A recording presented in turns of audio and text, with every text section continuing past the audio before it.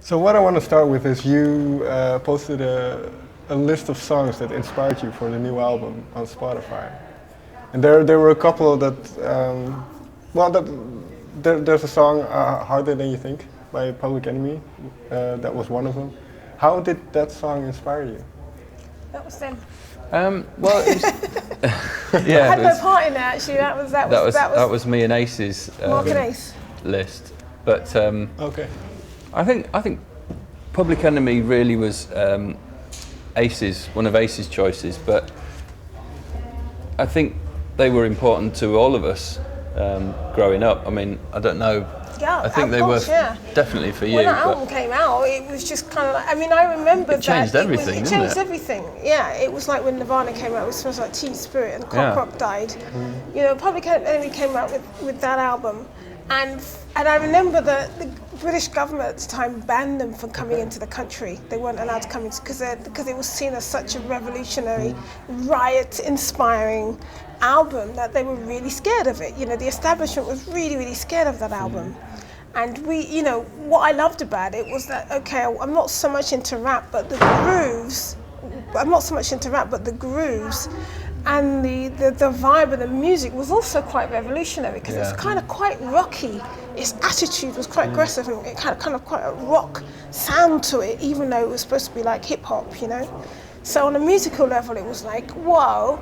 And then lyrics, I mean, incredible. Yeah. You know? I mean, I think all of the songs on those lists really are more about what we soak in as fans, you know, of music, and rather than specifically anything in particular that we took from those songs, it's more about the sort of everything we're soaking in, and you know what we produce is a regurgitation of what we're listening to.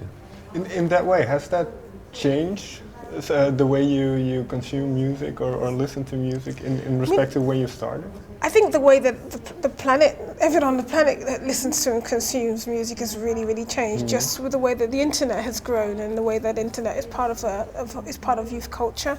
It's just part of culture. I mean, if we didn't have email and could be online, I think our planet would now collapse. We're at that point now. If we didn't have internet, we would probably collapse as a planet.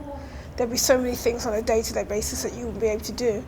And I think there's definitely the way that music is consumed. You know, people download music. People don't go to the shops and buy CDs anymore. There's a few kind of solid music fans like me that will go to a record shop and buy vinyl. Yeah. But and you me. know, yeah. I mean, we love our vinyl and we're from that, and that was our childhood. But you know, in terms of consuming music, you know, it's all online. It's all on the internet. You know. It's all on like all the different social media or Spotify or iTunes, you know, all of those kind of things is the way that we listen to songs now. And I think I'm kind of just as guilty as other people of not listening to albums anymore in their entirety. I will buy albums. If I like an artist, I will just buy the album. I don't buy singles per se, but I might kind of just listen to a couple of singles, and you know, and so it's like I'm just guilty as everyone else is, like judging an album by their singles and not buying it and then listening to the whole thing. But I think that's really, really changed. I think the whole music business is kind of up on its head. I mean, the way I describe it changes for a band that's been around like us for 21 years. It's like in the 90s, you know, my job personally was to write the music, record the music, and then sing the music live loads of times. That was really my job, and the record company had a staff of 25 people that would do and help with all the other bits, and we'd make decisions, but that was really my job: write the music, record the music, and then sing it live. And now my job is I'm a director in a company which is Skunk Anansie, which is our record label, and I'm a director along with everybody else in the band of our brand. You know, and the jobs of running the company are split between 4 people, Ace Marcas and myself and our manager. You know, we run our company, we run our brand, and we run our record label. And we do everything, you know, and then we hand a finished project to a record company to distribute and exploit. So it's a completely different role, you know, we are now the record company. We do all those kind of things. There's no such thing as me just. If I just sang it, recorded it, and sang it live, that nothing's going to happen. If if that was the entirety of my job. When because you went on hiatus in 2001, and then in 2009 you started again. What's this whole element of obviously you can release some solo albums, and then you play with Feeder, I believe. Yeah. But was this a big shock, the way music was developing? Or No, because as you said, I still had 2 albums out. So, we didn't disappear from the world of music and then come back and go, what happened? Sure. We were all out there writing music, recording music, being involved in the music industry, everyone in the band. And so we were part of the change, we were part of the story, we were part of the things, it was all happening with us as well as it was happening at the same time as happening to all the other artists. So, we saw the slow gradual change. We saw the change happen before it actually happened. I remember when we were signing to a record label in America in 1998 or something. Yeah. And this one record label, Sony, they had a room, and in this room there were these 20 guys that were all on computers, and we'd never seen computers before. We'd heard about them, we knew they existed, but we'd never really seen them. And they're like, this is going to change the music industry. And it was really weird because you'd be talking to them and we're like, so what do you actually do? And then we went up to the managing director's office, and he didn't have a computer on his table. He didn't know how to work one or didn't know how to use one, but he knew it was important, so he'd employed a whole floor of people to tell him kind of what to do, which is why it didn't work, because it has to come from above, the skills, the knowledge, has to come from above. You can't get these guys to do it and then tell you what to do. You have to get into it yourself and then see the opportunities, which is why the music industry was so far behind when the internet hit, because they didn't really understand it. The music industry bosses didn't understand, didn't have computers on their desks, didn't get it at all. And they were waiting for the kids to tell them what to do. Well, the kids don't run companies, so the kids don't know. They just know how to rip things off and get things through it for free.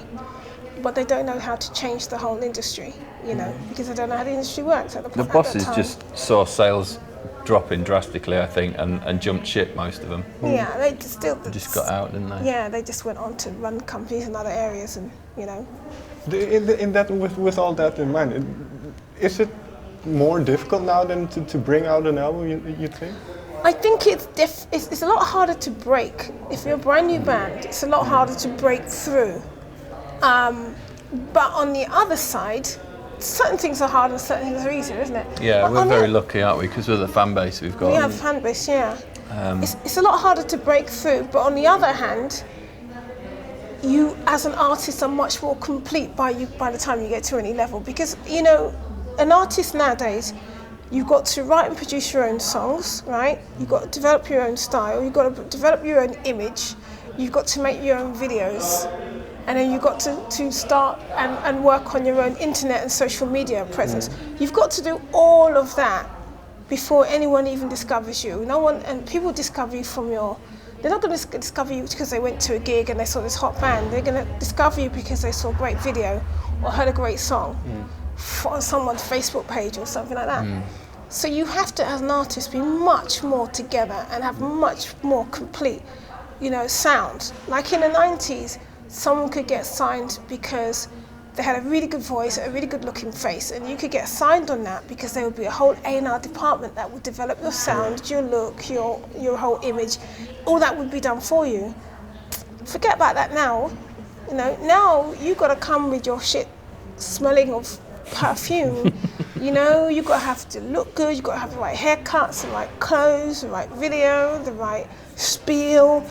Got to do all of that yourself, because you can do it all yourself on one computer. That's all you need is one computer, and you can do everything yourself. One computer and brilliant ideas, and an iPhone or any phone. You can do it all. We couldn't do any of that shit when we started. No, you needed the big machine, didn't you, to help you along. But we're fortunate we've got the fan base, and we can pretty much not completely cut out the middleman. You still need to distribution and marketing, stuff like that. We help with it at least, but a lot of the other stuff we do ourselves now.